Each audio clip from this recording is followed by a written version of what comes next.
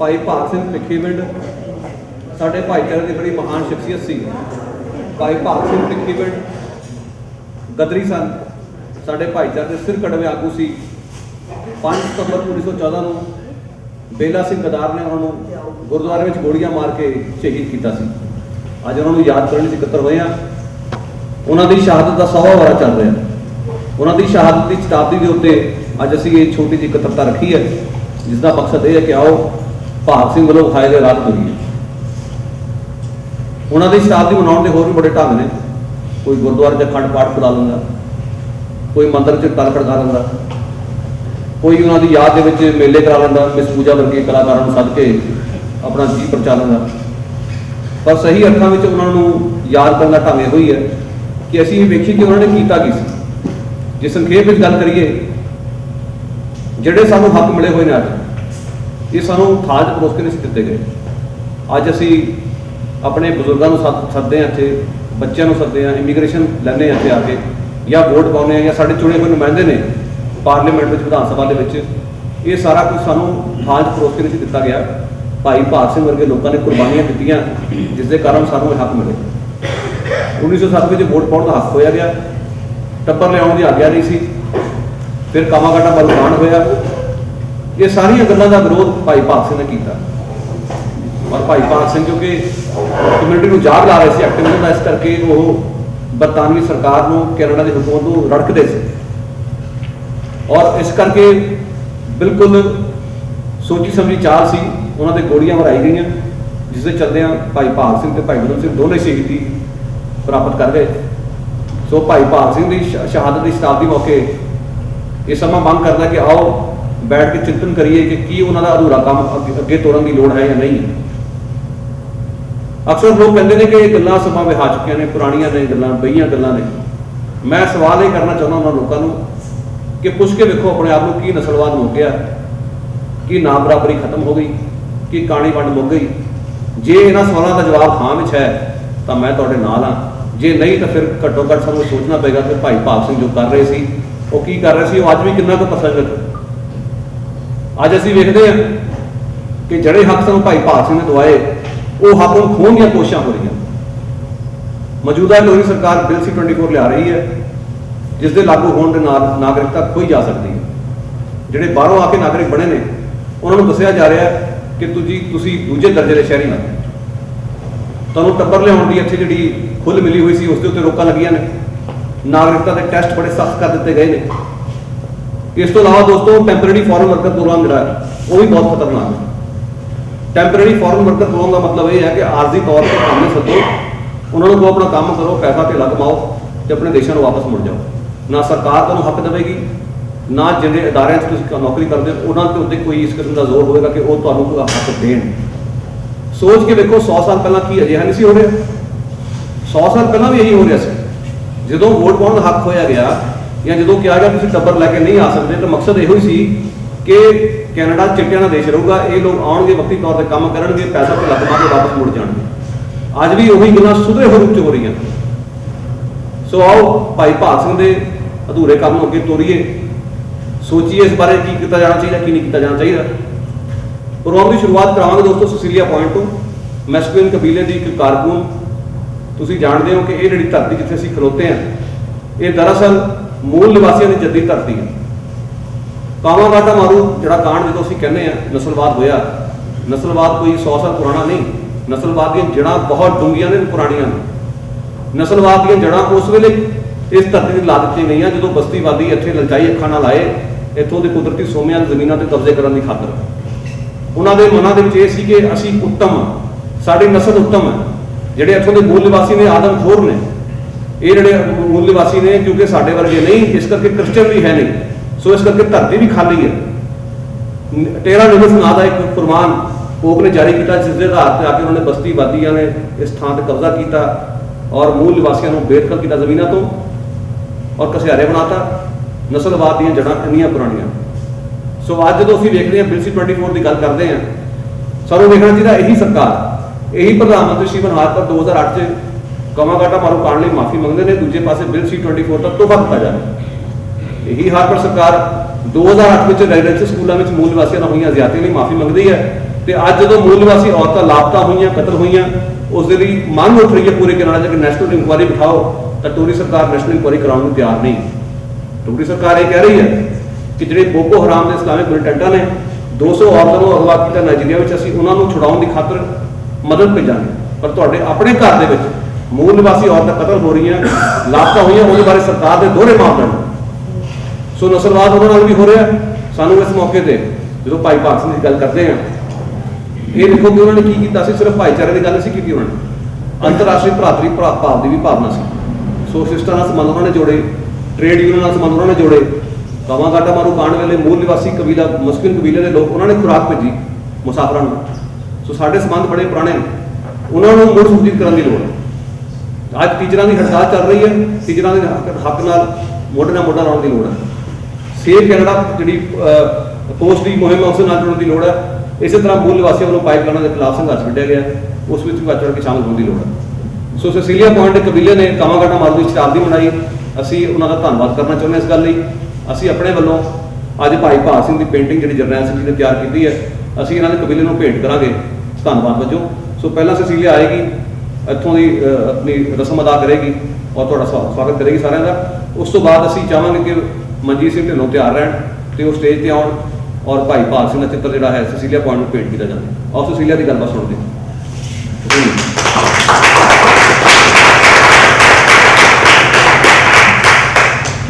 Start by singing a song, and I'm going to walk around the room and then I'll do the welcome. So if you could just stand for the song, that would be great.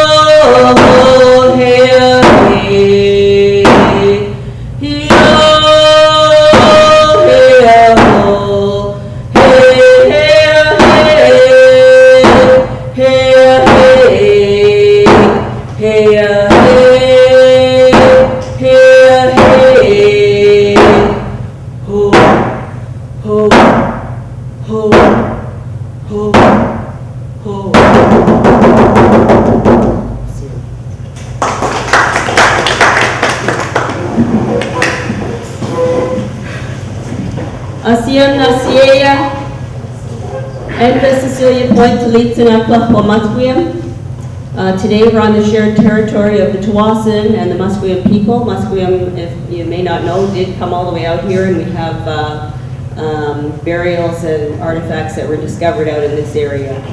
And yeah, so I really want to welcome you here today. The song I sing, I'm going to be real honest, I'm not even sure if I'm allowed to sing that song, but it belonged to my great uncle Dominic Point, and he gifted it to our warriors.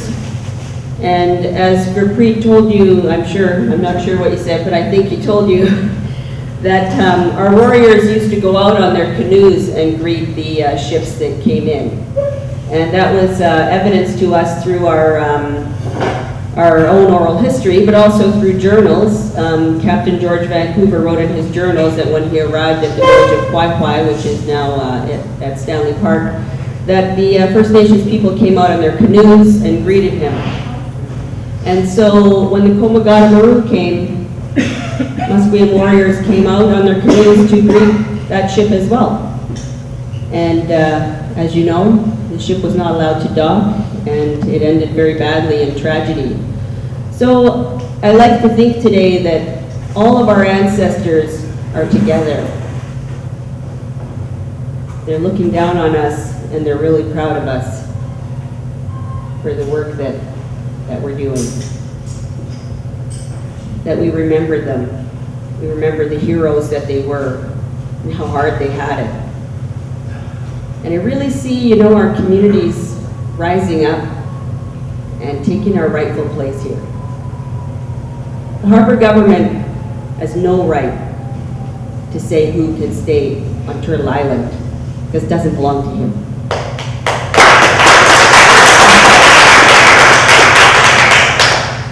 So we saw what happened with South Asian community and with the Chinese community that wasn't allowed to leave Chinatown. Also, the Chinese came into Musqueam and they set up farms in our territory, and some of our members, the Grant family, Larry Grant and Wade Grant, are part Chinese.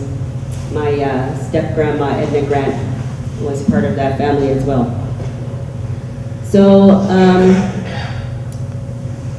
again, I really want to welcome you, and I want to say that I want you to stay here. I want your families to be able to come here. I want our solidarity.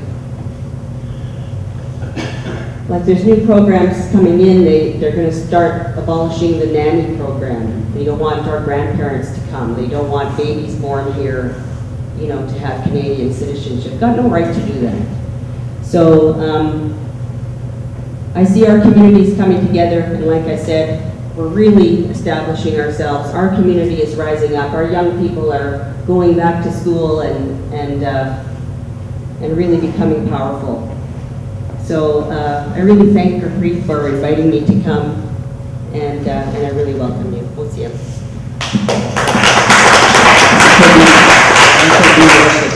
Really appreciate that. Now I will request Mr. Manjeet Lal to please come on the stage, and also Janelle Singh, artist, who made a portrait of Bhai Bhag Singh.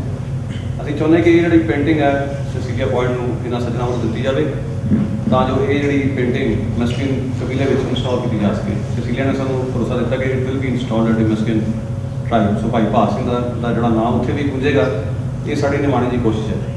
ਮੈਂ ਸੰਖੇਪ ਵਿੱਚ ਦੱਸਣਾ ਕਿ ਮਨਜੀਤ ਸਿੰਘ ਢਿੱਲੋਂ ਜਿਹੜੇ ਨੇ ਸਾਡੇ ਭਾਈਚਾਰੇ ਦੇ ਬਹੁਤ ਸਤਿਕਾਰ ਸ਼ਖਸੀਅਤ ਨੇ। ਉਹਨਾਂ ਦੇ ਬਾਬਾ ਜੀ ਨਰਿੰਦਰ ਸਿੰਘ ਪੰਡੋਰੀ ਉੱਗੇ ਕਰਦੀ ਸਨ। ਸੋ ਮਨਜੀਤ ਸਿੰਘ ਢਿੱਲੋਂ ਆਉਣਗੇ, ਆਪਣੇ ਹੱਥਾਂ ਦੇ ਨਾਲ ਇਹ ਪੇਂਟਿੰਗ ਸਸੀਲੀਆ ਨੂੰ ਭੇਂਟ ਕਰਨਗੇ ਸਾਡੇ ਭਾਈਚਾਰੇ ਤਰਫੋਂ, ਗਜ਼ਲ ਕਵਿਤਾ ਵੀ ਸੁਣਾਉਣਗੇ।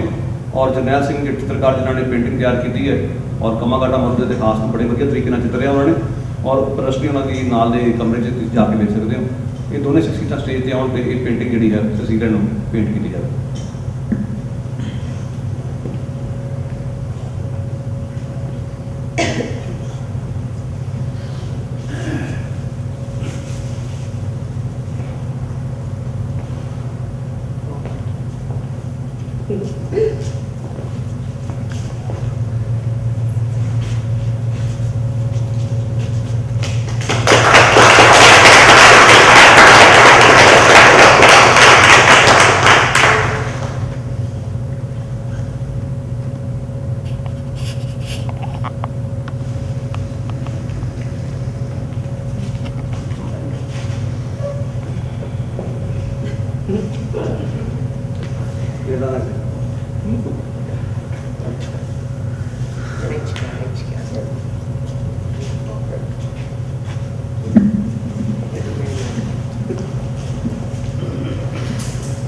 ਢਿੱਲੋਂ ਸਾਹਿਬ ਸਬੱਬ ਨਾਲ ਉਸ ਦਿਨ ਉੱਥੇ ਸੀ ਜਦੋਂ ਮਸਕਿਨ ਕਬੀਲੇ ਵਿੱਚ ਕਾਮਾਗਾਟਾ ਮਰਦ ਦੀ ਸ਼ਤਾਬਦੀ ਮਨਾਈ ਗਈ ਹੈ। ਅਸੀਂ ਚਾਹਾਂਗੇ ਦੋ ਸ਼ਬਦ ਸਾਂਝੇ ਕਰਨ ਤੇ ਕਬੂਲ ਕਰਨਾ। ਮਾਨਯੋਗ ਬਜ਼ੁਰਗੋ ਤੇ ਸਾਥੀਓ, बहुत बहुत प्यार के सत्कार। सब तो पहला तो मैं गुरप्रीत के बाकी सारे साथियों का बहुत धन्यवाद करना जिन्होंने भाई भाग सिंह की याद के सानू इकट्ठे होने का मौका दिता। तो बहुत बहुत इन्होंने धन्यवाद। तो बाकी वो सारे भाई भाग सिंह, भाई बलवंत सिंह, भाई मेवा सिंह, करतार सिंह सराभा तो होर जिन्हें भी सारे गद्दी बाबे हुए आ, ये उन्होंने देन आ असी इतने बैठे हैं क्योंकि उन्होंने कुर्बानियां करके सानू साढ़े वास्ते राह खुले आ, नहीं तो असी इतने इस देश नहीं होना।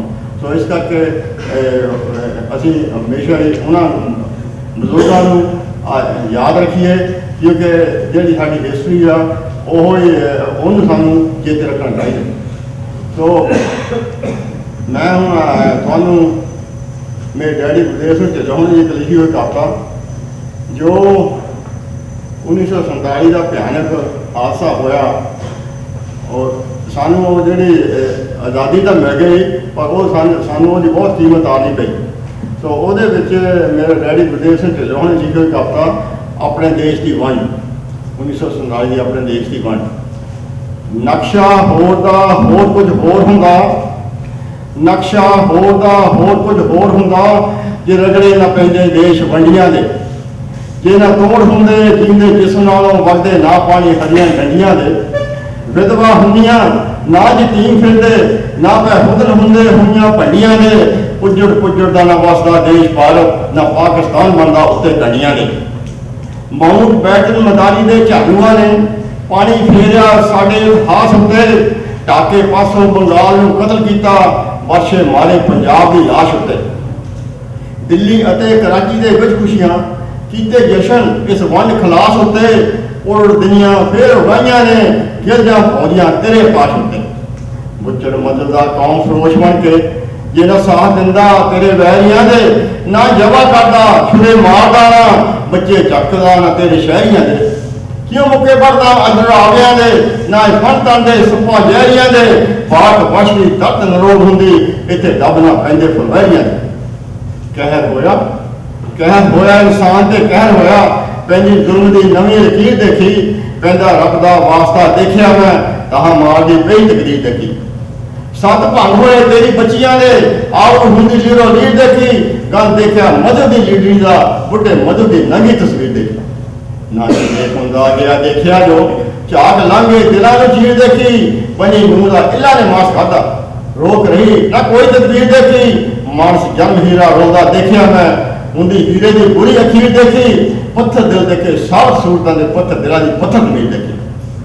मोरा खादा इंसानां तों नफरतां दा डाडा आउणियां तेरे गरूर विचों, खिलकत रब दी है रब बंदियां दा सबे हुए पैदा भरे पूर विचों, जदों भेद इंसानां तों पा लिया हो आ जाएगा तेनू सरूर विचों, इको ही है सोमा सारी जिंदगी दा सारे हुए पैदा उसे नूर विचों उसे नूर विचों।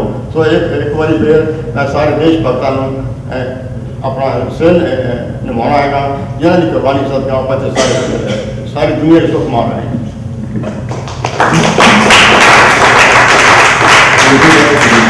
देखो हम मैं चाहूँगा कि हर्षा वालिया जी रेडिकल देसी की मेंबर है, एक कड़वी कारकुन नौवान की तरह जुड़ी हुई और खुद भी एक लेखकार अनडूइंग बॉर्डरिंग पीरियडिज्म नाम की पुस्तक उसने लिखी है। असी चाहते हैं कि वो स्टेज पर आए और अज भाई भाग सिंह बारे उन्होंने आज प्रसन्नता बारे जो कुछ मैं पंजाबी पहले बोल हटे हैं वो अंग्रेजी सारी गल दोहरावे ताकि साढ़े जोड़े गैर पंजाबी जोड़े मेहमान ने उन्होंने तक साडा सुनेहा पहुँच सके। और उस तो बाद पीटर एडलमैन तैयार रहन वो आके अज के प्रोग्राम में एक दिलसी 24 के बारे तुहानूं जानना पाउणगे। वकील ने जिन्होंने चैलेंज भी किया होया एक माहर राय देने तो बाद सवाल जवाब का सिलसिला शुरू होगा। अच्छा भाई। Thank you, Cecilia, for the opening and welcome. That was beautiful. So, जैसे गुरप्रीत ने कहा, I'm just going to translate कि जो भी पंजाबी लोग ने कहा है English में बोलूँगी. So basically, Gurpreet's glorified translator. So I'll just quickly recap what he just said. So I'd like to start by acknowledging we're on unceded Coast Salish territories, lands of the Tuasin, Musqueam, and Coast Salish peoples. And again, thanks Cecilia for the welcome. And so really quickly, in terms of what we're saying, I'm going to pass it over to Peter, and I don't know if Irene has also joined me with Peter. Is it okay if I don't use the mic? I actually. Belly back. Is that okay for? Yeah, that's fine. Yeah, okay. Is this okay? Yeah, we're not that large of a room, okay? So this event today is hosted by Redical Desi. And the purpose of the event, as people know, is yesterday, today's the 6th, yesterday marks the 100-year martyrdom of Bhai Bhag Singh. Bhai Bhag Singh is a very important community leader in the South Asian community, in the Punjabi community. Bhai Bhag Singh was assassinated yesterday, exactly 100 years ago. He was a leader within the South Asian community and played a really, really big role in the Shore Committee, as well as various other committees when the Kamagata Maru arrived on the shores of Turtle Island. Prior to that, he was also pivotal in the fight for family reunification. He actually was really, really involved in fights for racial justice and for South Asian families and Indian families to have the right to reunify with themselves, with their families. And so as a result of that, actually in 1907 or 1908, the South Asian community was disenfranchised. 1907, the South Asian community was actually disenfranchised as a direct result of the fight for family reunification. Because there was a sense that that would form a very, very strong vote bloc. And so there's a really clear and direct history between the struggles that Bhai Bhag Singh fought for and the ongoing struggles that we face today as migrant communities fighting for our families to be able to remain here, fighting for migrants to be able to remain here with full rights and with full rights to permanent residency.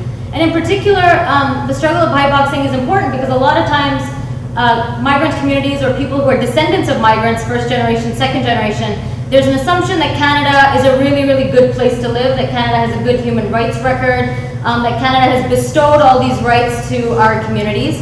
Of course, the legacy of colonialism is a very clear counter to that. The fact that Indigenous people continue to face dispossession, residential schools are not over, Indigenous children continue to be apprehended. There's a very shameful record of Indigenous women and girls who continue to go missing and being murdered. But also we have to remember that any of the so-called rights that we think we've won have come as a result of struggle of people like Bhai Bhag Singh, who was involved in the fight for family reunification, was involved in the right to vote, was involved in the right for our communities to have the right to quote-unquote settle and live here in Canada with our families. So it's really pivotal that this event is being organized on the anniversary of his martyrdom so that we remember that the struggles that we face today, particularly against the Harper government, but not limited to the Harper government, are part of an ongoing legacy of struggle that our communities have fought here for decades, for centuries. And there's many, many people here in this room have been a big part of fighting for our communities over the past few decades, farm worker struggle, and so much more. Right now we also have the teacher strike that's going on. Michael's here, who's a teacher, and so Redical Desi would like to express our solidarity with the striking teachers, and to say that we stand with teachers who are fighting for absolutely fair working conditions that they have a right to have. And there's many other people here who are family who are teachers, and so we stand in support of teachers and other labor struggles as well. So that's my recap of Gurpreet. Did I miss anything? No. He's like, you're not listening. You didn't miss it.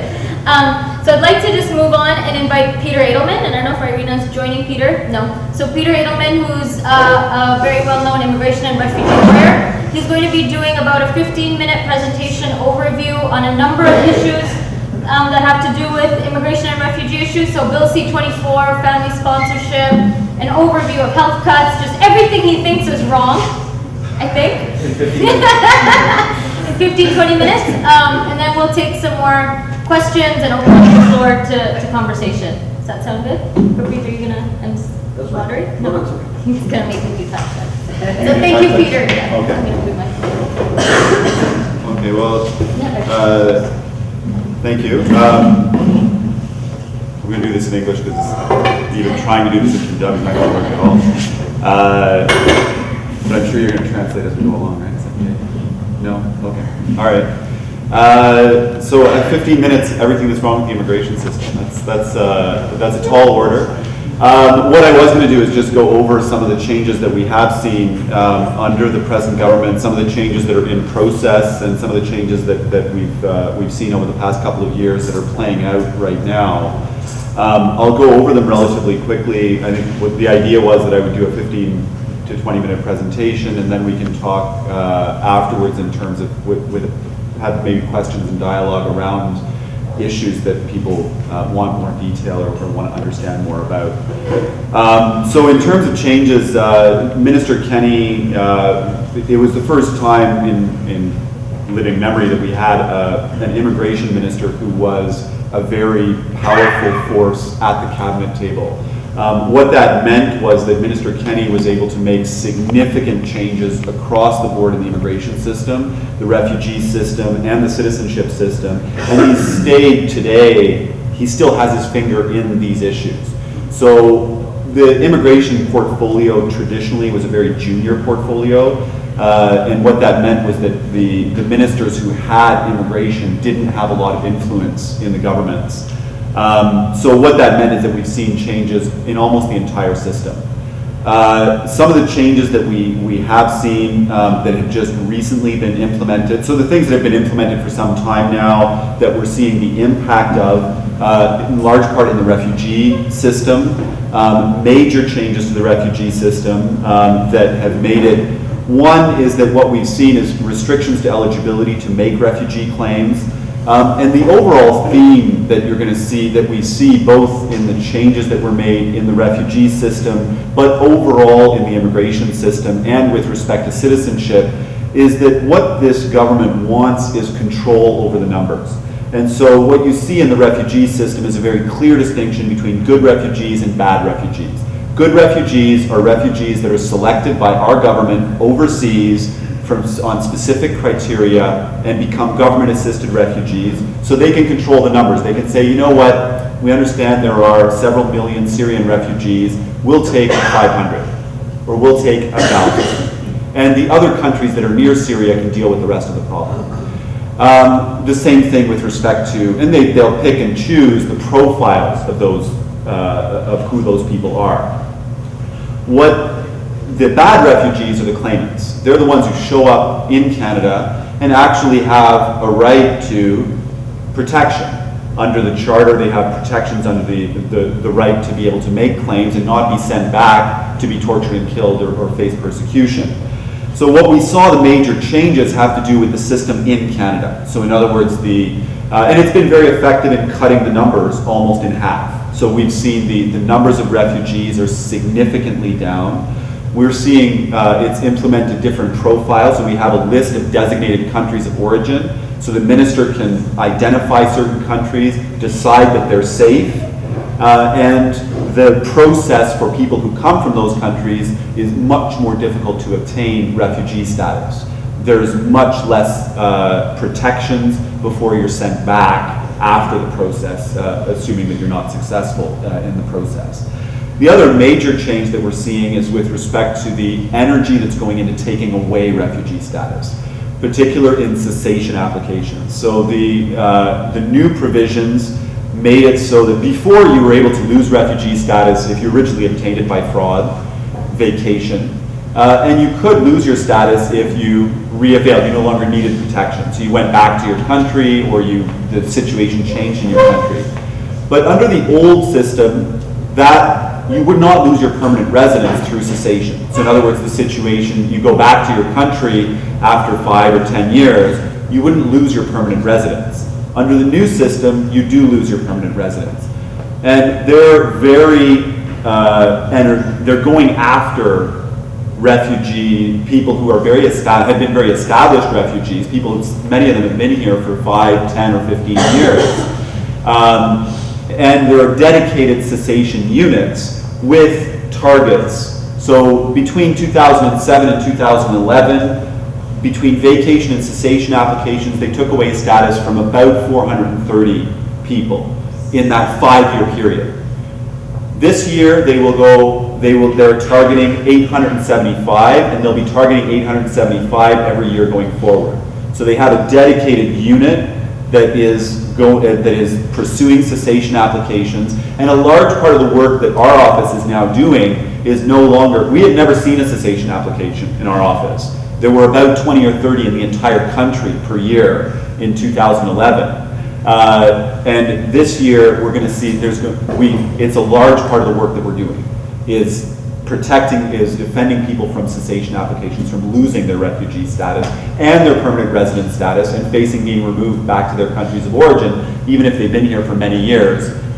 In one case, we're dealing with a single mother who has a 14-year-old Canadian-born child. She came here in 1997 and is facing being removed back to her country because she went back, even though there's been changes there.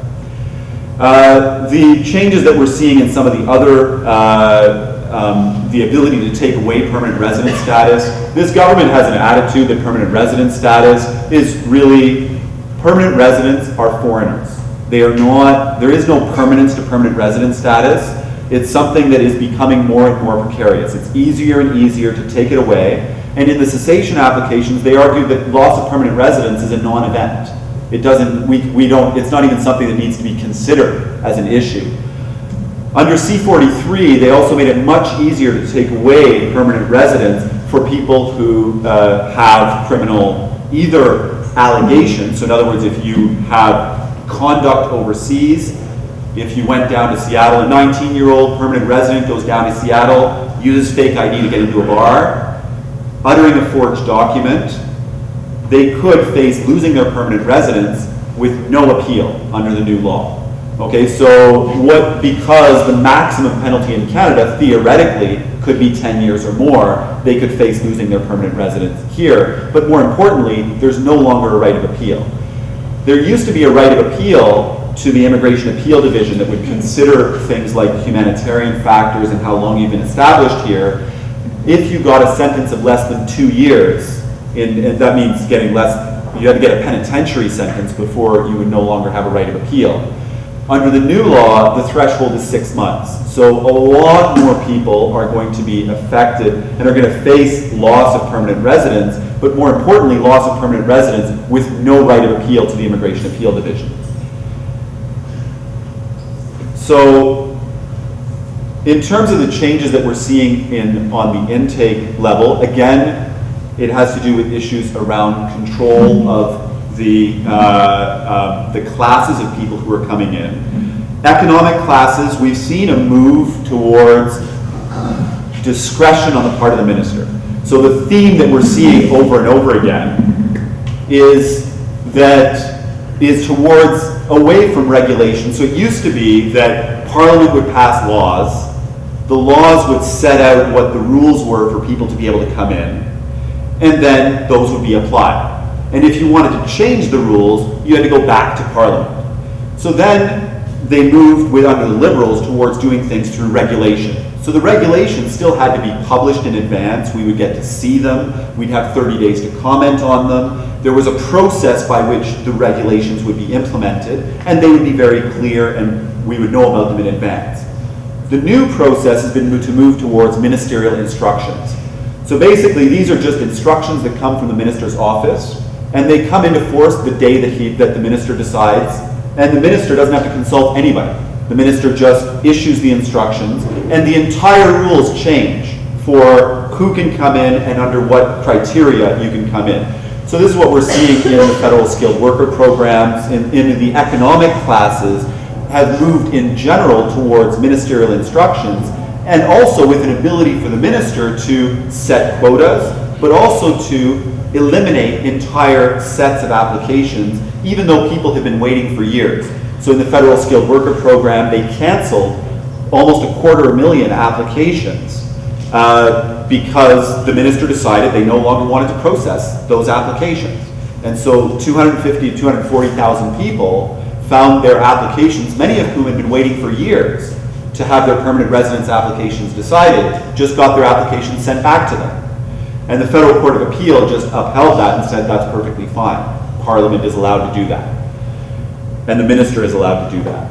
So we're seeing those changes. We're seeing a move towards what they're referring to as an expression of interest system. So in other words, what people will be doing is instead of making applications for permanent residence, what you're going to be doing is essentially saying, I'm interested in coming to Canada, do you want me? And then they'll pick out of the pool of people that are in, it's kind of going to be like a Lavalife or eHarmony for the immigration system, where they'll pick the people that they want out of a pool of people who want to come to Canada. So we're going to find out in the next few months how that's going to play out and who those people might be. The restrictions that we're starting to see in the family classes also are going to affect the profile of people who are going to want to come. So what we're seeing is restrictions on who can come as a dependent. So that there's now a strict cap at 19. As soon as you turn 19, you're no longer a dependent, even though that's the definition and the perception of dependence is very cultural, differs from culture to culture, first of all. But secondly, that many people, 19-year-olds, when they're still in school and are fully dependent on their parents, are not going to be able to come as permanent residents. So even if they're still in school, it used to be that if you were stayed in school and you were still dependent on your parents, you would be included in the family class. That's now been cut out. The closing down of the parent and grandparent sponsorship streams, those have been significantly restricted, although we did see a few spots open up this year. They were filled very quickly. The criteria have gone up for being able to sponsor parents and grandparents. You now not only need the low income cutoff, but you need the low income cutoff plus 30%. So in other words, you need to be significantly somewhat wealthier to be able to sponsor parents and grandparents. But also, what we're seeing is a move towards the super visa approach. And the super visas essentially put all of the responsibility, in particular for medical, onto the families. So in other words, the parents can stay here, but they need to have private medical insurance to be able to cover their parents or grandparents for them to be able to come here. But there's significant restriction, and we don't expect those numbers of spots to open up in terms of being able to bring parents and grandparents. Right now, there are no spots open. In other words, you cannot sponsor parents and grandparents right now. Other changes that we've seen, major changes in the temporary foreign worker program with the labor market impact assessment, replacing the labor market opinions. I'm not going to go into detail about the changes in the temporary foreign worker program. It's a lot for me to deal with in a short period of time.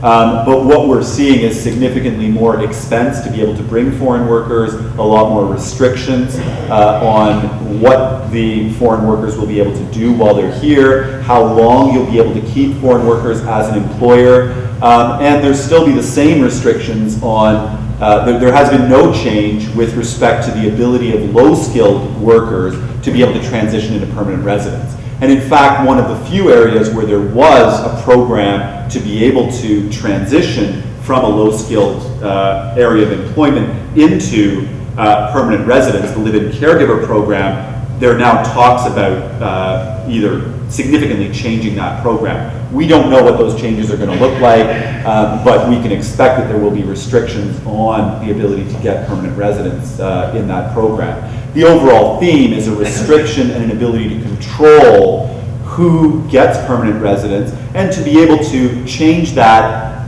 very, very flexibly.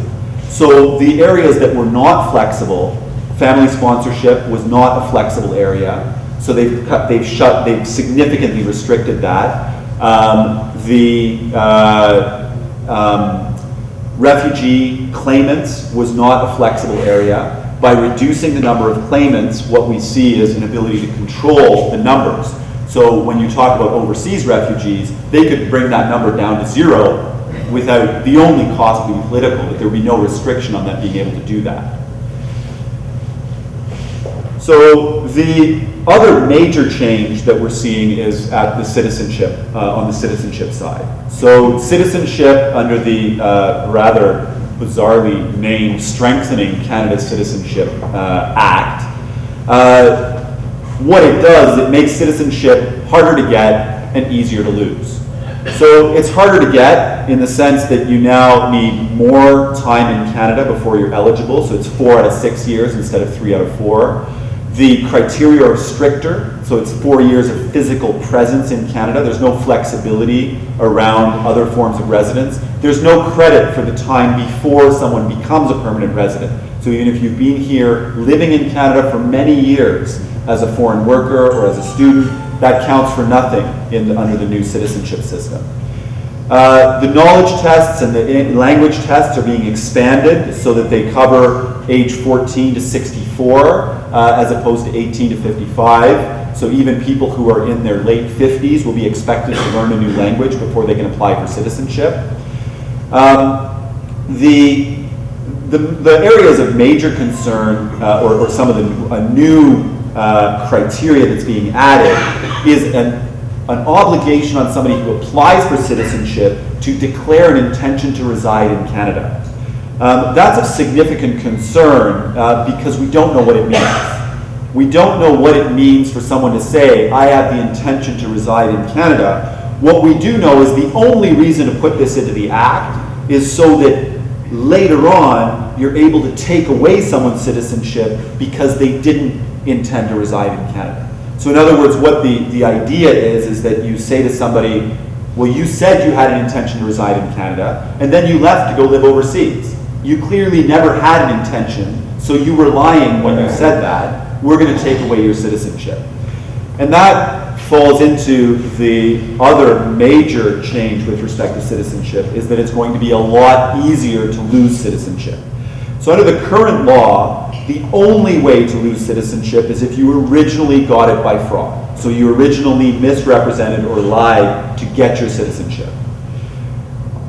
That still will exist, okay, except that under the current law, the process to lose your citizenship for misrepresentation, so revocation, is a very big deal. And what that means, so the minister will just give you a notice that says we're thinking of taking away your citizenship. You can then go to federal court where you get a full hearing of whether or not you misrepresented and you knowingly misrepresented. Then at the final stage is that the governor and council will decide to take away someone's citizenship. The process takes several years. It's a big deal to take away someone's citizenship, as it should be. Taking away citizenship is a big deal. Under the new law, what they're proposing is that an immigration officer is going to send you a letter and say, we're thinking about taking away your citizenship. Tell us why we shouldn't. You have 30 days to respond, or 15 days. We don't know how long it's going to be. And then that officer will decide whether or not to take away your citizenship.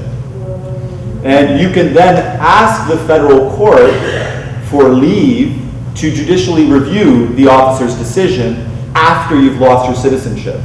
Now, the problem that we're going to find is that if the British approach is any indication, you're going to get the letter to say that we're taking away your citizenship while you're sitting in a Syrian jail, or while you're overseas in Somalia, or you don't have any ability to adequately respond. And by the time you realize what's going on, your citizenship is gone.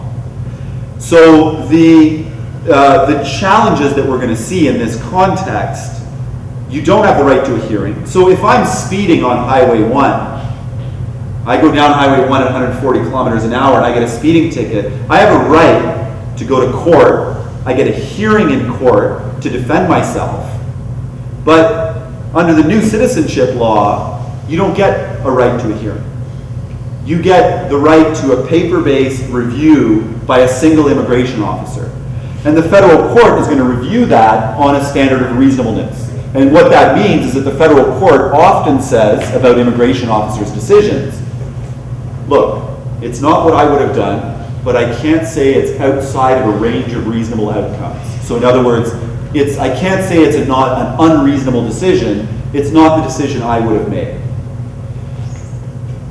Now, the other major change that we're seeing is that the stripping of citizenship is now going to be used as a punishment. So we have a number of new ability to take away citizenship from dual citizens. Now, what that means is people who have access to another citizenship, another nationality. So, for example, my parents were born in Switzerland. I have Swiss citizenship. I was born in Canada, lived almost my whole life here. My kids were born here. I could lose my citizenship under these new provisions. Now, I'm very unlikely to lose my citizenship under these new provisions, given my profile, but the fact, anyway, we can get into that. if you look at the way this is used in the UK, this is targeted towards Middle Eastern, overwhelmingly Muslim males, who the targets will be. And what's clear from the provisions is essentially there are three sets of provisions. And the Minister Alexander defends this on Twitter. Twitter is actually the perfect place to defend this because you don't actually have to provide any analysis whatsoever, because as soon as you have to provide analysis, there's nothing there to defend this. But they talk about traitors and terrorists. Now what this is, the traitor part of it is just window dressing. Because the traitor part of it refers to treason, high treason, espionage, but all of those things require convictions in Canada where someone is given a life sentence in jail. Nobody remembers the last time that happened. In other words, there have been no convictions for treason where someone's gotten a life sentence. The most serious sentence for espionage in recent memory is Jeffrey Delisle in Nova Scotia, who was giving secrets to the Russian spy agency. He worked for the Canadian military, giving secrets to the Russian spy agency. He got 20 years. So not only would he not be subject to revocation because he doesn't have another nationality, he would also not be subject to revocation because he didn't get a life sentence. This is about the terrorism provisions. And the other two provisions are different because for terrorism, not only do you not need a conviction in Canada, but the threshold is 5 years. So in other words, if you get a sentence of 5 years on a terrorism-related offense, in other words, and that in practice, what that means is you sent some money to the LTTE in Sri Lanka. There have been 5-year sentences given out for that. You were involved in the Toronto 18. There have been 5-year sentences. Most of them got more, 5 years or more. And it doesn't have to be a conviction in Canada. A conviction overseas for 5 years or more is enough to strip someone's citizenship. So for example, I work with a number of organizations that are not very well liked by their governments, by governments overseas. If I was convicted in absentia in Russia, for example, for working with Greenpeace, I get 5 years in absentia. A single officer is going to decide whether to strip my citizenship. Omar Khader would be an example of someone who got more than 5 years. And the 5-year threshold is probably related to that. But these are people, the scope of this is quite significant. And even if the conviction was in Egypt, so recently we saw some convictions for terrorism in Egypt of a number of journalists, a single immigration officer is going to decide whether or not that person should lose their citizenship. The other definition is if you, and I'm fine, yeah, I'm almost done. Okay. I've got 5? Oh. I don't know, what else I'm going to complain about? All right, so so if you've been convicted of a terrorism offense, or, and this is a new provision, that if you served as a member of an armed force of a country or as a member of an organized armed group, and that country or group, now, we don't know the scope of what that means, but one can assume that it would include groups like the Taliban, groups soon to be groups like ISIS and any other groups that are involved in conflict with Canada. But how far that scope goes, we don't know. Is it necessary, if there's a single military advisor from the Canadian government and you're in conflict with that group, are you then at risk of losing your citizenship? But what's most important here is that it doesn't require a conviction.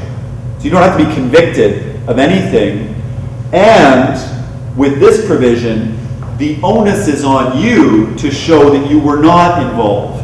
So in other words, if the minister raises this issue, you then have to go to court to prove that you weren't involved with the group, which is, blatantly unconstitutional as far as I'm concerned, but it has been written into the law. So what we're talking about, and all these provisions are retrospective. What that means is that even if you did this 20 years ago, as long as you were a Canadian citizen at the time, this affects that you're subject to these provisions.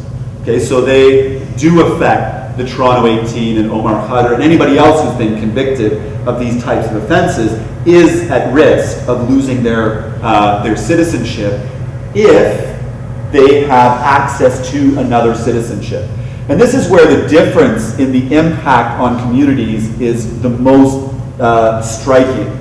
And that's because some countries recognize dual nationality, others do not. Some countries, it's very easy to give up or to lose your citizenship.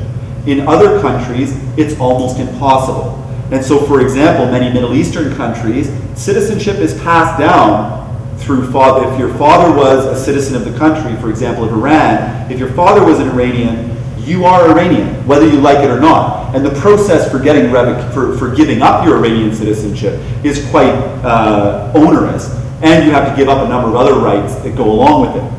And that's true for a number of other countries. Some other countries, you may have had to give up your citizenship to be able to become a Canadian citizen in the first place.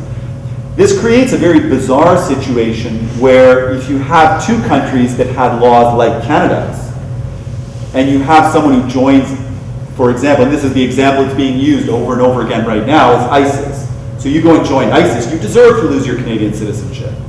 Well, if I'm involved in, let's say that I'm convicted of a terrorism offense, and Switzerland has the same law that Canada does, it then becomes a race to see who can strip me of citizenship first, and the other country is stuck with me.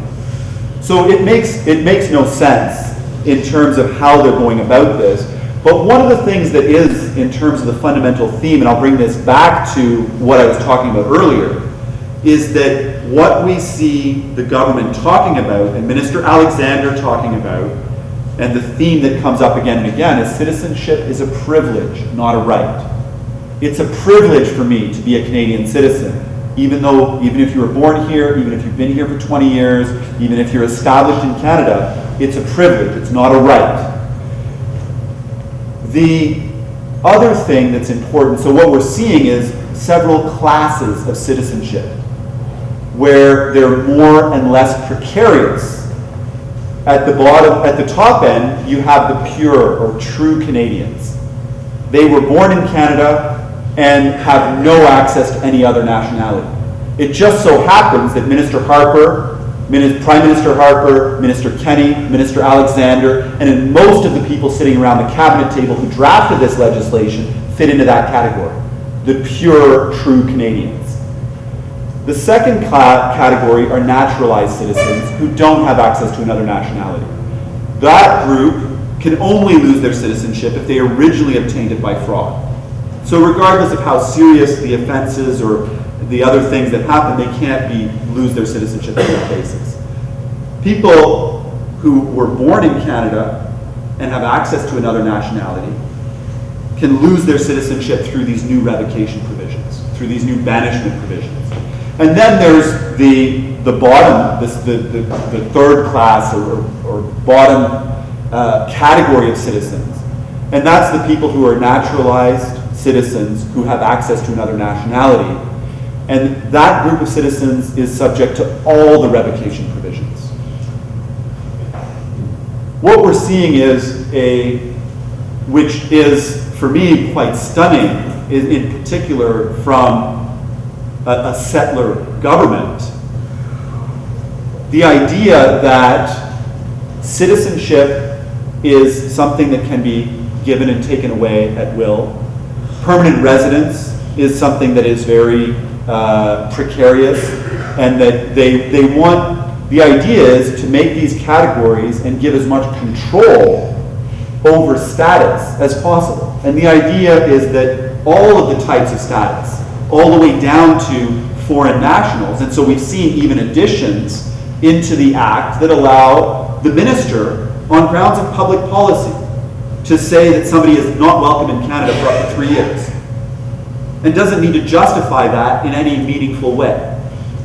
So every category, citizens, permanent residents, foreign nationals, stateless people, everybody in whatever their status in Canada is finding their status more precarious under a government that wants more and more control, except for the core group that has secure status, and which is the pure, true Canadians that are part of and ultimately are the Conservative base.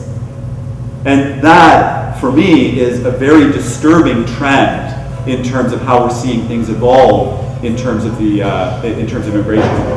I could go on for a lot longer. I know that Harsha is going to start, pointing, and so what I think probably what makes the most sense is people, there are a lot of areas that I've covered and a lot of things that we've talked about. So I don't know if there's, I'm going to pass it over to Harsha. No, that was great. So. Thank you.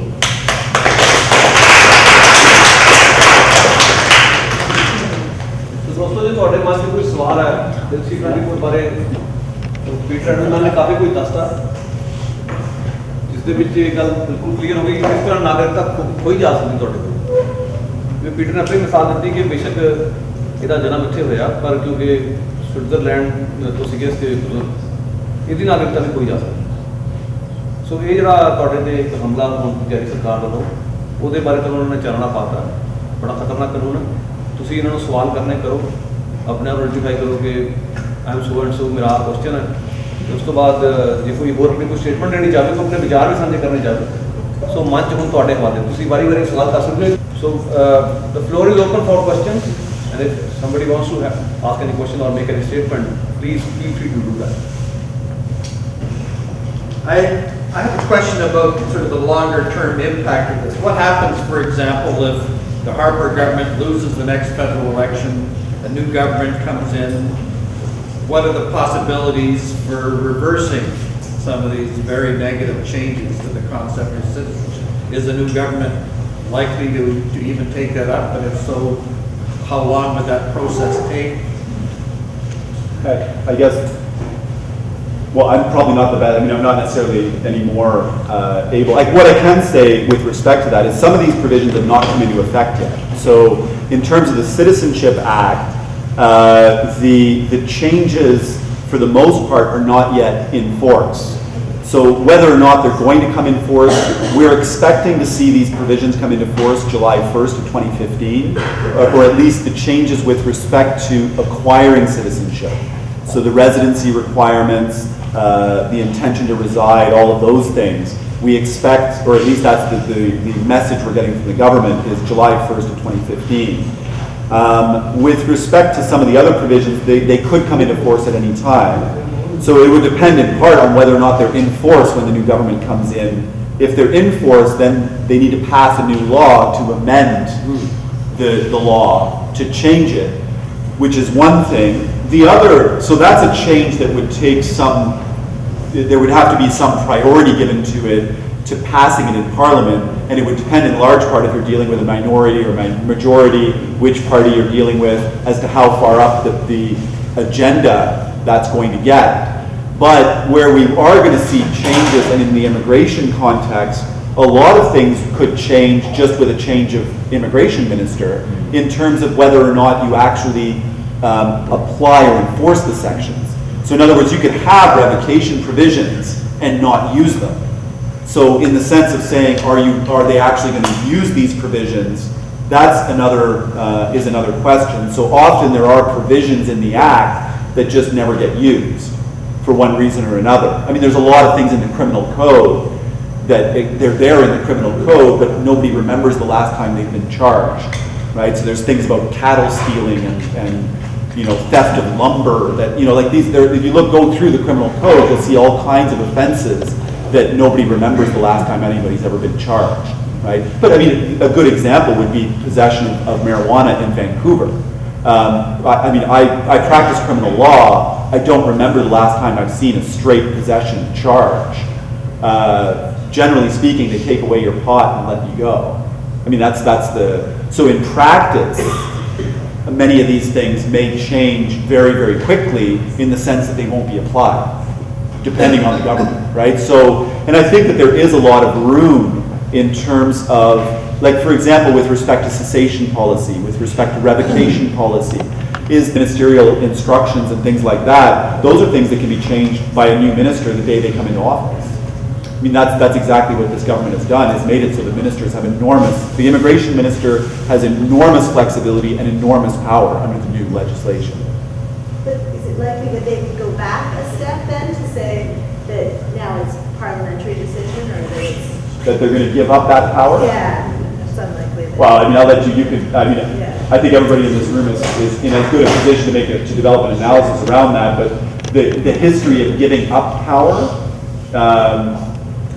is not, let's just say there's not a long, it's not something that tends to be high on the government's agenda. How long ago was that lost? Like some of these, you're saying these laws are coming into effect, but that movement from Parliament to regulations with a period of comment to now ministerial discretion, when did that happen? Well, I mean, the first, like when the first ministerial instructions, so it was a process, right? So what happened is that the ministerial instructions didn't exist before 2007, maybe. I mean, I'd have to look at the exact timing, but 2005, there definitely were not, like they didn't exist, right? There was no such thing, because administrative lawyers were trying to understand what these were. Right. What is a ministerial instruction? Because we understand regulation, we understand law, and we understand policy, but ministerial instructions are a kind of other, there's something else. And so administrative lawyers are still trying to understand what these are in terms of what do they mean. But they didn't exist, and it's really a new development in terms of, but we're looking in the last 5-6 years, but it's been a gradual process, so it's not like we all of a sudden saw ministerial instructions across the board. We saw ministerial instructions in terms of how you define the categories and how you assign points in the federal skilled worker system, right? And then you saw ministerial instructions that, and it just expanded to cover more and more areas, right? And so now we're seeing ministerial instructions that cover significant portions of the economic classes. I think Mr. Sullivan has one question. Is there a trend you're seeing internationally in other countries in Europe, Australia, US, New Zealand? Are they doing the same kind of things? What I really want to know is what is driving these changes behind? Is it just terrorism, or are they using the threat of terrorism? What is it that's driving these changes across the world? Well, from a terrorism perspective, it's actually not an effective strategy. So like when you talk about the banishment from, and it doesn't make sense from a terrorism prevention strategy, because the whole idea with terrorism, the reason that terrorism is an offense in Canada, funding the LTT, for example, or funding Al-Qaeda or ISIS, right, is an offense in Canada because it's an offense against the global order. It affects Canada's security because it affects the security of the world. That's the theory behind it. But by denationalizing somebody, right, taking away someone's nationality, it gives you, in effect, less control than if you simply took away their passport, restricted their passports, or even incarcerated the person, right? So you're talking about instead of prosecuting and imprisoning or restricting the movement of people, what you're doing is taking away their nationality and then making them somebody else's problem. But the somebody else whose problem they are is generally the country that's unable to, or that ends up dealing with the problem, tend to be countries like Syria and Somalia and countries that don't have the infrastructure to be able to engage in significant prevention of these types of activities, right? So it's not about it. So it reasonably doesn't make it about that. What we are seeing in terms of a general theme in Europe, Australia, Canada, what you see as a recurring theme is a concern around control.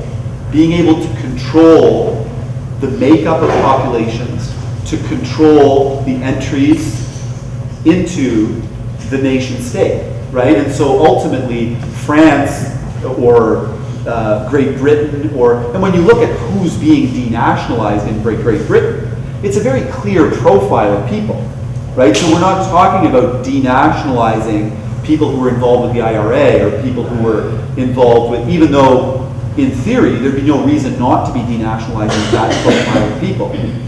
And so when you look at the overall theme, it's a theme of control of the overall immigration system, I think is probably the best way of understanding it.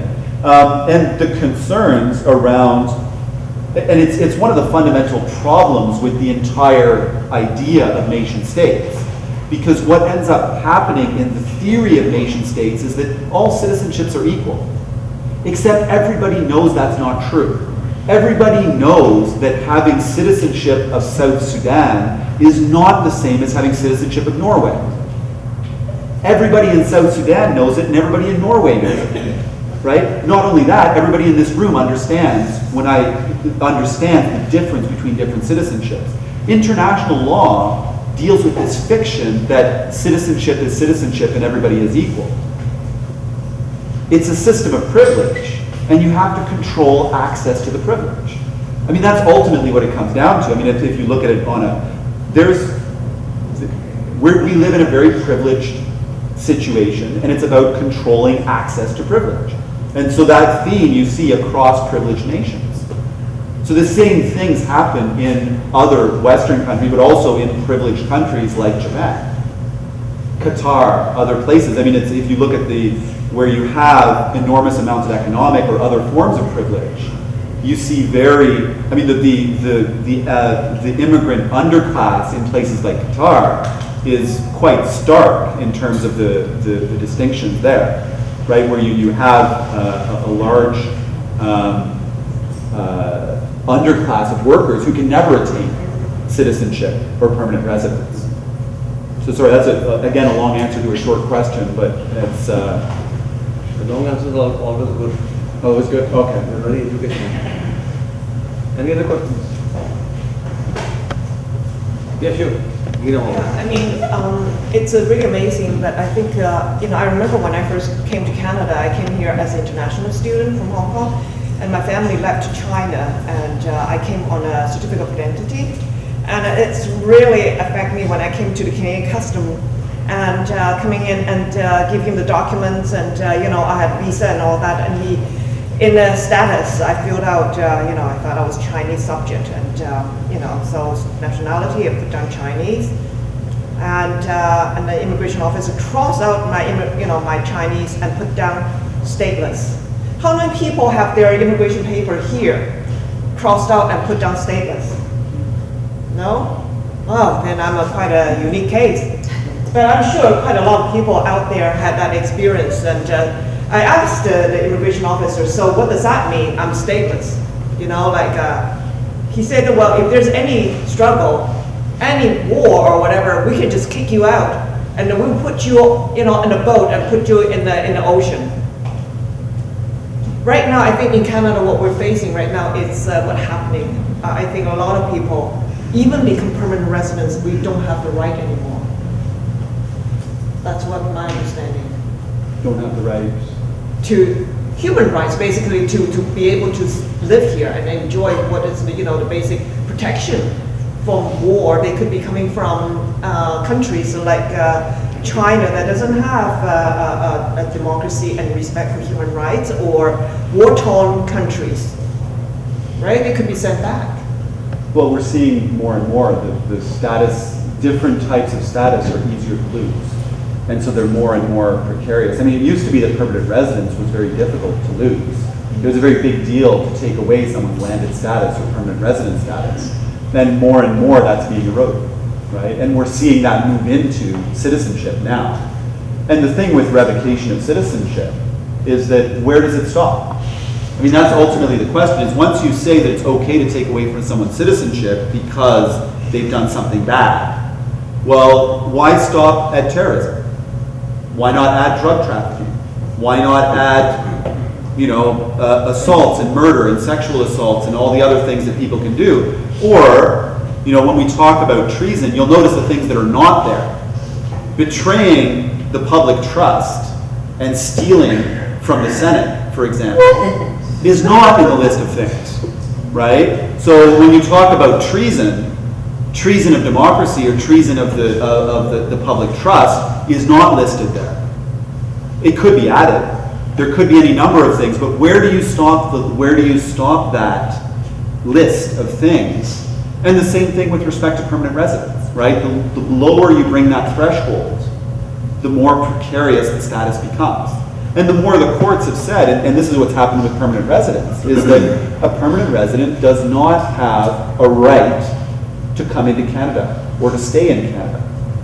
And so permanent residence itself can be taken away as ultimately as the Federal Court of Appeal has interpreted it. You can take away permanent residence whenever you want. Parliament has no restrictions on being able to take away permanent residence. I'm hopeful that the courts are going to put some restrictions on being able to take away citizenship. But ultimately, we shouldn't have to put our faith in the courts to defend the basic rights, in particular something as fundamental as citizenship. Yeah, I have here actually with what's going on in Asia, in China, and in Hong Kong. I don't know if you're familiar with what's going on in Hong Kong right now. It's been regarded, it used to be a British colony and it's regarded as a free country, like a district, and with the democracy and all that. But the Chinese government lately has been adding pressures to it, and so people in Hong Kong can no longer freely elect their own legislators as well as their chief executive. And so now the challenge is, people have been coming, there's a second wave of people trying to leave Hong Kong and come to Canada. Now, they would not be accepted as refugees, escaping a regime that's changing, that they're losing their democracy and their freedom. And Canada doesn't regard that. It's like Mexico, right? If I remember correctly. Mexico is regarded as a safe country. So even though you're under persecution, like the democratic activists in Hong Kong and human rights activists in Hong Kong, they're being persecuted in a way, sometimes even in their personal life, they're being attacked. Their limbs got cut, and they're on the verge of being murdered. And yet, situation like that, they're not regarded from a Canadian government point of view as refugees. Just because it's designated as a safe country, that they have a democracy and they have a so-called freedom. I mean, I don't know if Hong Kong is a designated country of origin in the legislation itself, but one of the things that we do see is, and I think one of the things to understand about refugee policy in Canada is that a large portion of the resources that go into dealing with refugees are in implementing policies of interdiction.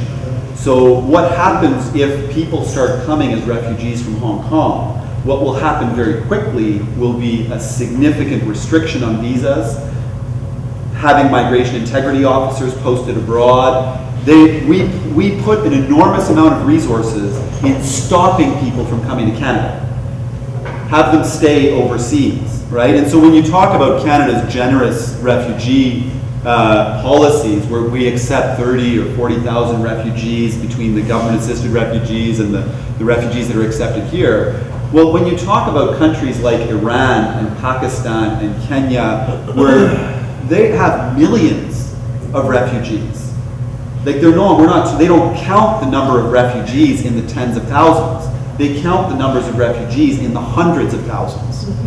And so, but we're very, very, we spend an enormous amount of resources. And so after the Sun Sea and the Ocean Lady came, for example, we deployed millions of dollars to stop any further boats from coming. We worked with the Thai authorities, we worked with the Indonesian authorities, we worked with other authorities in Southeast Asia to make sure that people stay overseas, right? Don't even have the refugees come here, right? And so that is likely the same thing that would happen if we started to see numbers of people coming from Hong Kong. The visa requirements with respect to Hungary or Mexico or other countries, when Mexico started to have more refugees coming, there was a visa requirement imposed. And it becomes much more difficult. And the numbers of Mexicans who visit now, there used to be 250,000 Mexicans who would visit every year. That number is now 1/10 of that. right? And so, you know, you talk about how that plays out. Ultimately, it doesn't even necessarily play out in the system here, although it's much more difficult to get status in Canada. It plays out in terms of on a policy basis overseas. Nobody would ever, I wouldn't even bother asking for a visa for somebody who was in Damascus, in Syria. I mean, it just wouldn't, it would be a waste of your time to be asking for a visa to say, I'm in Damascus, I'd like to come and visit. They're going to say no. And they're going to say no because they think you'll make a refugee claim. That's right. I don't know if it's okay if I tell people about this petition. Sure. Thank you. I have here a petition in support of democracy in Hong Kong. And it's by local activists that care very much about the reduction of democracy and the freedom of press, freedom of get-together. We are working with Don Davies, the NDP Member of Parliament, to get this out to the community and to get people's support. And so we will add, hopefully, more pressure to our government and to pay more attention to the situation in Asia, in Hong Kong, and in China. And hopefully that they will support the democracy and free election in Hong Kong. You see, before Hong Kong was returned back to China in 1997, it was a British colony. And there, in '84, there's a negotiation agreement between the Chinese government and the British government to keep Hong Kong democratic and a separate system for at least 50 years. And it's going to be given by law, the basic law in Hong Kong, that they're going to have a general election in 2017, which is 2 years from now. But the Chinese government is not allowing that. So please, I would really appreciate if you could support this petition. Thank you very much. Thank you. Well, we have no absolute freedom or democracy here either. Canada and US. It seems to be a very rosy picture from outside. That's not the case actually. Anyhow, any more questions? Anybody? मैं कहना चाहना भी एक दिन मैं कांग्रेस का अपने radio red FM पे मिस्टर दीपक को बुलाए शायद इस गल कर रहे थे कि काफ़ी लंबी उन्होंने गल की जिंदन के शो के सानू भी जोड़ा है बक पीटर का सारा जोड़ा इन्होंने दसिया C24 बारे कि असी ऐसा अरेंजमेंट कर सकते हैं कि बराबर इस मीडिया की गल भी जी है साढ़े लोगों को अवेयरनेस के तौर पर जाए कोई ऐसा अरेंजमेंट हो सकता है नहीं मतलब कि people the reference नाल कोई Peter, what he's saying basically, he heard Deepak O'Brien on Radio Red FM. It's a community radio station, and he was talking in support of this C24, which is very obvious. He's a member of parliament, so he cannot oppose it. So what he is asking you that maybe you can talk to Red FM and maybe they can have you on here to let people know the whole story. That's what he's asking. Yeah, he's open. I'm happy to talk. I'm happy. Yeah, he was defending and he was saying that the shame those guys who was.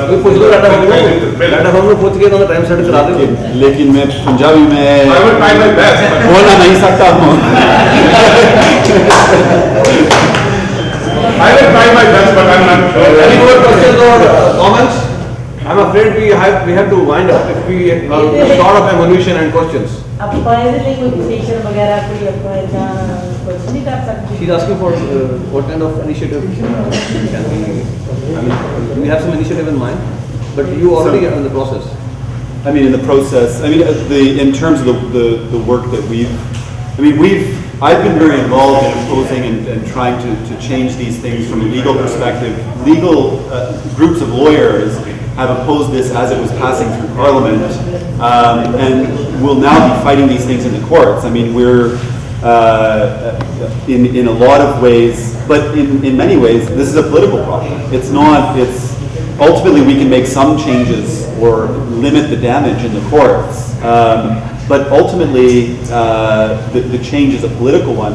I'm not the best person to give the answers about how that should be done. Ultimately, I think that what it comes down to is that many of the communities that are directly affected, and some of the communities that I've spoken with are very surprised and are shocked at what's going on and what's coming down the pipes. And I think that what would be helpful is for a lot of the communities that are affected to connect with each other. And where, especially communities that have not historically been involved either in Canadian politics or in immigration issues.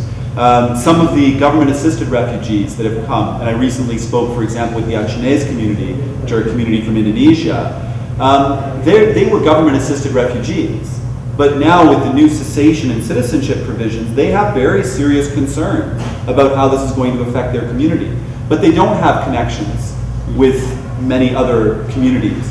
And so it's the same thing, you know, in certain, where we see parts of the Latin American community coming together, certain parts of other, but ultimately that's something for many of the communities that are affected, especially because this conservative government has been very, very effective at targeting certain communities and speaking out both sides of their mouth.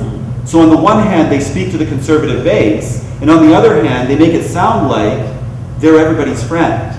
And I think that what you need is to bring what's being said out this side of the mouth and bring it back to the other people who are being spoken to. Because if everybody was able to understand what the Conservative Party was saying to everybody, I don't think there would be the level of support that that they currently enjoy in some of the communities that are affected by these changes. Basically, their group is interested in launching a petition. If you can help them in drafting the wording from that, that's what they are planning to do. I mean, ultimately, in terms of drafting it, there are probably a number of other people in the room who are much more. A petition is a political tool. Having a lawyer draft a petition is probably not the best. Like, I'm not the best person to draft. Let's say there are people in the room who have a lot more political skills than I do. I have legal skills, and if you need help with legal matters, I'm more than happy to help you. But the development of my legal skills has somewhat limited my ability to be of assistance in but let's say there are other people who will be much more effective in helping you to do that and how to deploy that in the best way. So, any more questions or comments? There was a discussion that Hugo Chavez, People's Defense Group, around this terrorist provisions and that too. And somebody had brought up that Narendra Modi's regime is stripping citizenship of dissidents, like foreign folks here in Canada, basically. So is there cooperation between the Canadian government, like under this safe third country thing? How is this working with like regimes like this, Modi's, which is now, you know, making a direct threat to activists here in Canada? Well, I mean, the Canadian, in terms of cooperation, we are. I mean, it really depends on it's on a government by government basis, right? So in terms of saying which governments Canada's cooperating with and in which ways, certain governments Canada cooperates with extremely closely. The United States would be an example of that, where essentially we've integrated our immigration system with the immigration system of the United States. So, and more, we're sharing all the data. So all the crossings between US and Canada are shared with both sides of the border. We have access to each other's databases of criminality, of other refugees, a number of other data sharing and other types of strategies that are being used in terms of virtualizing the border, so sending the border overseas.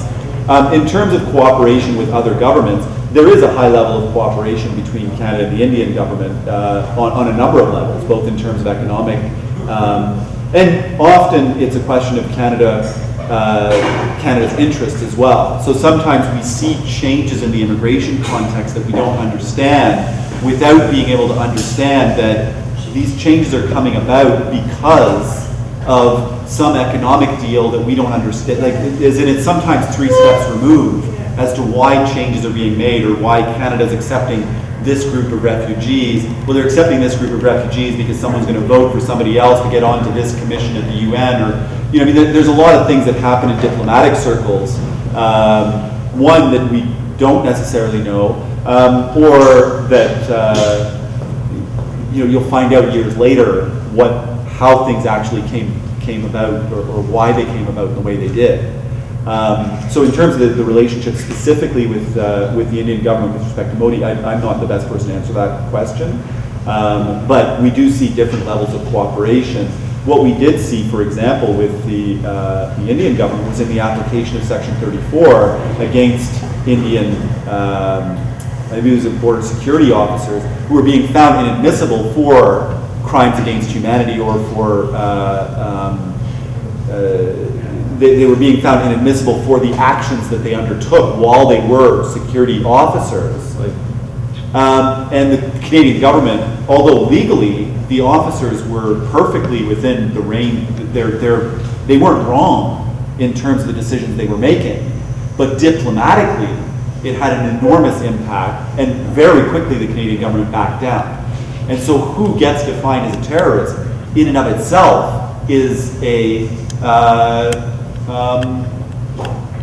political choice, right? I mean, that's why, Hiroshima and Nagasaki are unequivocally two of the most brutal terrorist acts that have ever been committed in the history of humanity. The definition of terrorism, that is the definition of terrorism, right? There's no question. But we'll never see a U.S. military person denied entry to Canada for anything having to do with that. There's no, that's political. And that's one of the big... And so we do see those, as to who's targeted and who's not targeted. It's a very, and that's one of the big concerns around terrorism, is that these are extremely political decisions, right? And that's what makes stripping citizenship on the basis of these allegations very problematic, because... I just wanted to draw people's attention. We have a campaign running. I'm with a group called Red Sparks Union. You can see it on the internet at redsparks.org. And we have a campaign running specifically against this very question around the terrorist list and who gets called the terrorist, and how this is being politically used to target refugee and immigrant families and fundraising in Canada. Like, even if you just send money back to family members in Tamil territory, that you can get targeted, listed as a terrorist, and how political this is. So if you want to check that out, please help and support that campaign against this terrorist list. But also, I think that it would be good if we have a little bit of time. I know everybody's sort of drifting now, but that one point that you raised about, maybe you're not the person necessarily, but amongst the group here, raising the political cost for them to implement these new laws. How are we going to do this? What is the next step in our organization here in Surrey? Yeah. Well, looking to Redical Desi folks for the... Yeah. We can figure it out. Yeah. Not immediately, but we can definitely figure it out. If there's another opportunity for us to get together to build a campaign around these things, I think that the aspect of education and translating amongst the different communities is really, really important. We'll definitely keep you posted. Yeah, Mr. Gill has a question. The USA version of terrorism is if USA attacks any country, then it is democracy. Yeah. If anyone else attacks USA, then it is terrorism. I think your example was fantastic. What you told about this Hiroshima and Nagasaki incident. Very good. Yeah, that's very good. Thank you very much. So दोस्तों इसकी सवाल अच्छी समाप्ति करते हैं sir. So I don't think we have enough questions and comments now. So thank you so much. Thanks Peter for coming in.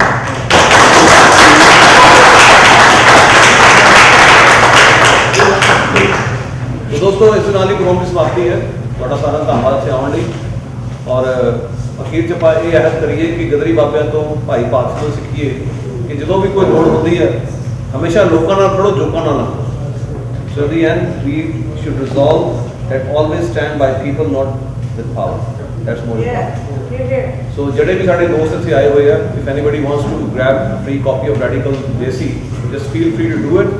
And in there, there's an editorial on bypassing, complete or a brief sketch of his personality and history, and also relevance of the Ghazal history. So if you want to go through that, please grab a copy of Redical Desi and keep it. Thank you. ਬਹੁਤ ਖੁਸ਼ੀ ਦੀ ਗੱਲ ਹੈ ਤੁਹਾਡੇ ਰਿਸ਼ਤੇਦਾਰ ਤੁਹਾਨੂੰ ਇੱਥੇ ਮਿਲਣ ਆ ਰਹੇ ਨੇ ਜਾਂ ਫਿਰ ਆ ਚੁੱਕੇ ਨੇ ਪਰ ਕਦੇ ਸੋਚਿਆ ਜੇਕਰ ਉਹਨਾਂ ਨੂੰ ਕੋਈ ਮੈਡੀਕਲ ਐਮਰਜੈਂਸੀ ਆ ਜਾਏ ਤਾਂ ਹਸਪਤਾਲ ਦਾ ਇੱਕ ਦਿਨ ਦਾ ਖਰਚਾ 3000 ਤੋਂ ਲੈ ਕੇ $5000 ਤੱਕ ਹੋ ਸਕਦਾ ਹੈ ਇਸ ਤਰ੍ਹਾਂ ਦੀਆਂ ਸਾਰੀਆਂ ਮੁਸੀਬਤਾਂ ਤੋਂ ਬਚਣ ਲਈ ਤੁਹਾਨੂੰ ਕੰਪਰੀਹੈਂਸਿਵ ਇੰਸ਼ੋਰੈਂਸ ਪਲਾਨ ਲੈਣਾ ਪੜਦਾ ਹੈ ਜਿਸ ਵਿੱਚ ਡਾਕਟਰ ਐਂਬੂਲੈਂਸ ਤੇ ਹਸਪੀਟਲ ਦਾ ਸਾਰਾ ਖਰਚਾ ਕਵਰ ਹੁੰਦਾ ਹੋ ਹਾਲੇ ਵੀ ਦੇਰ ਨਹੀਂ ਹੋਈ ਪੰਜਾਬ ਇੰਸ਼ੋਰੈਂਸ ਨੂੰ ਹੁਣੇ ਫੋਨ ਕਰੋ 1-888 978 6522 ਪੰਜਾਬ ਇੰਸ਼ੋਰੈਂਸ ਆਪਣੇ ਸੁਪਨਿਆਂ ਨੂੰ ਸਾਕਾਰ ਕਰੋ ਕੀ ਹੋਇਆ ਕਿਸ ਨਾਲ ਲੜਕੇ ਹੈਗੀਆਂ ਤਾਂ ਹਰ ਵੇਲੇ ਮਜ਼ਾਕ ਹੀ ਸੁਝਦਾ ਕੀ ਹੋਇਆ ਆ ਮੰਮੀ ਡੈਡੀ ਨੂੰ ਇੰਡੀਆ ਤੋਂ ਸੁਪਰ ਵੀਜ਼ੇ ਤੇ ਮੰਗਾਉਣ ਲਈ ਇਮੀਗ੍ਰੇਸ਼ਨ ਨੇ ਮੇਰੀਆਂ ਗੁੱਡੀਆਂ ਕਮਾਈਆਂ ਪਈਆਂ ਨੇ ਕੀ ਕਹਿੰਦੇ ਆ ਕਦੇ ਆ ਪੇਪਰ ਲੈ ਕੇ ਆਓ ਕਦੇ ਆ ਪੇਪਰ ਲੈ ਕੇ ਓ ਮਾਈ ਗॉड ਮੈਂ ਤਾਂ ਦੁਖੀ ਹੋ ਚੁੱਕੀ ਆ ਬਸ ਇੰਨੀ ਗੱਲ ਤੋਂ ਘਬਰਾ ਗਈ ਇੰਨੀ ਕੀ ਗੱਲ ਜਦੋਂ ਆਪਾਂ ਨਾ ਕ੍ਰਾਊਨ ਇਮੀਗ੍ਰੇਸ਼ਨ ਦੇ ਰਾਜਪਾਲ ਹੋਟਲ ਨੂੰ ਮਿਲੇ ਨਾ ਤਾਂ ਉਹਨਾਂ ਨੇ ਕੰਮ ਮਿੰਟਾਂ ਸਕਿੰਟਾਂ 'ਚ ਕਰ ਦੇਣੇ ਨੇ ਸੱਚੀ ਮੈਂ ਤਾਂ ਐਵੇਂ ਘਬਰਾ ਗਈ ਸੀਗੀ 9057897744 ਮੌਰਗੇਜ ਨਵੀਂ ਲੈਣੀ ਹੈ ਜਾਂ ਰੀਨਿਊ ਕਰਾਉਣੀ ਹੈ ਤਾਂ ਅੱਜ ਹੀ ਮਿਲੋ ਕਮਿਊਨਿਟੀ ਦੇ ਮਸ਼ਹੂਰ ਮੌਰਗੇਜ ਬ੍ਰੋਕਰ ਸਰਦਾਰ ਸਰੂਪ ਸਿੰਘ ਚੰਦੀ ਹੋਰਾਂ ਨੂੰ ਰੈਜ਼ੀਡੈਂਸ਼ੀਅਲ ਕਮਰਸ਼ੀਅਲ ਅਤੇ ਪ੍ਰਾਈਵੇਟ ਮੌਰਗੇਜ ਵਿੱਚ ਬਚਤ ਕਰਨ ਵਾਸਤੇ ਭਰੋਸੇਯੋਗ ਨਾਮ Sardar Sarup Singh Chandi life critical illness disability ਅਤੇ ਹੋਮ ਇੰਸ਼ੋਰੈਂਸ ਵੀ ਕਰਦੇ ਹਨ 6045725050 ਸਰਦਾਰ Sarup Singh ਚੰਦੀ AAA Auto Body ਆਪਣੇ ਭਰਾਵਾਂ ਦੀ ਬਰਨਵੀ ਵਿੱਚ one of the biggest ICBC authorized auto body shop ਜਿਨ੍ਹਾਂ ਕੋਲ ਐਕਸਪ੍ਰੈਸ ਵੈਲੇ ਸਰਵਿਸ ਤੋਂ ਇਲਾਵਾ ਐਕਸਪੀਰੀਅੰਸ ਅਤੇ ਸਰਟੀਫਾਈਡ ਟੈਕਨੀਸ਼ੀਅਨਸ ਵੀ ਹਨ ਤੇ ਬਿਨਾਂ ਸ਼ੱਕ high tech computerised paint shop booth ਦੀ ਵੀ ਫੈਸਿਲਿਟੀ ਹੈਗੀ ਤੁਹਾਡੇ ਸਾਰੀ ਜ਼ਰੂਰਤਾਂ ਲਈ ਜਿਵੇਂ ਡੈਂਟਿੰਗ ਪੇਂਟਿੰਗ ਜਾਂ ਕੋਲੀਜਨ ਸਰਵਿਸਿਜ਼ ਲਈ ਫੋਨ ਕਰੋ Harmesh Sharma 6042991054 they can handle ICBC claim and inspection independently साहिबान आज बैसाखी का दिन है पोजीशन लोड फायर